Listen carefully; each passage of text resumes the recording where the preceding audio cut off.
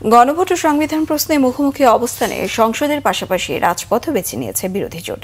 রাজপথ রাজনীতির বিরোধ মীমাংসার কেন্দ্র হয়ে উঠলে দীর্ঘ ফ্যাসিবাদের পর সংসদীয় গণতন্ত্র শুরুতেই হোঁচট খাওয়ার আশঙ্কা করছেন বিশ্লেষকরা।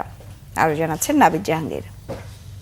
আলোচনার প্রস্তাব উত্থাপিতই হতো। সংবিধান সংস্কার ও গণভোট ইস্যুতে উত্তেজনাকর অবস্থায় ত্রয়োদশ জাতীয় সংসদের প্রথম অধিবেশন। সরকারি দল চায় সংবিধান সংশোধনের মাধ্যমে সংস্কার বাস্তবায়ন করতে, আর বিরোধীদের লক্ষ্য গণপরিষদের মাধ্যমে এর বাস্তবায়ন। সংসদে বিল উত্থাপনের জন্য সুপারিশ করে। এরই মধ্যে অন্তর্বর্তী সরকারের জারি করা ১৩৩টি অধ্যাদেশের মধ্যে ৯৮টি বিল আকারে উত্থাপনের সুপারিশ করা হলেও সেখানে নেই গণভোটের অধ্যাদেশ।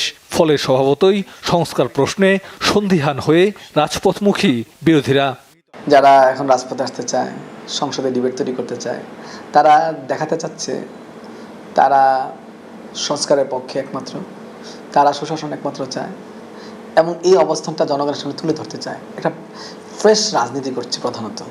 সংসদ এটা দীর্ঘদিনের অনভ্যাসের কারণে নাকি আসলে তাদের রাজনৈতিক মনস্তত্ত্বের কারণে অভাবে আমি জানি না।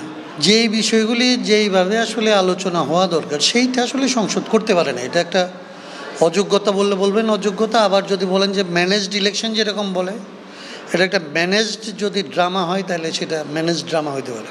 বিশ্লেষকদের পরামর্শ, সংসদেই হোক বিরোধের মীমাংসা। ঐক্যমত্য কমিশনের যে কাজটা অপূর্ণ রয়ে গেছে, যে কাজটা ঐক্যমত্য কমিশন কমপ্লিট করে নাই, যে বিভাজনটা তৈরি করে গেছে, সেই বিভাজনটা আলোচনার মাধ্যমে শেষ করা। প্রয়োজনে ঐক্যমত্য হলে প্রসেস ফলো করার জন্য, জুলাই সনদকে টেকসই করার জন্য আবার একমত হলে নতুন করেও গণভোটে দেওয়া যেতে পারে। এটা রাজপথের আন্দোলন তাদের নেতৃত্বে এখনই জমবে এটা আমার মনে হয় না, কিন্তু মানুষ তাদের সাথে এই রাজনৈতিক দলগুলি যে প্রতারণার খেলা খেলতেছে এইটাকে আগের তুলনায় কম সময়ের মধ্যে চিহ্নিত করবে এবং এগুলির বিরুদ্ধে আসলে মানুষ দাঁড়াতে বাধ্য হবে। সংসদের বদলে রাজপথ বেছে নিলে সংসদ অকার্যকরের পাশাপাশি গণতন্ত্রও ঝুঁকিতে পড়তে পারে বলে স্মরণ করিয়ে দিলেন বিশ্লেষকরা। রাজপথে পরিকল্পনা করে দেওয়া যায় না। নাবিল জাহাঙ্গীর, বাংলা ভিশন, ঢাকা।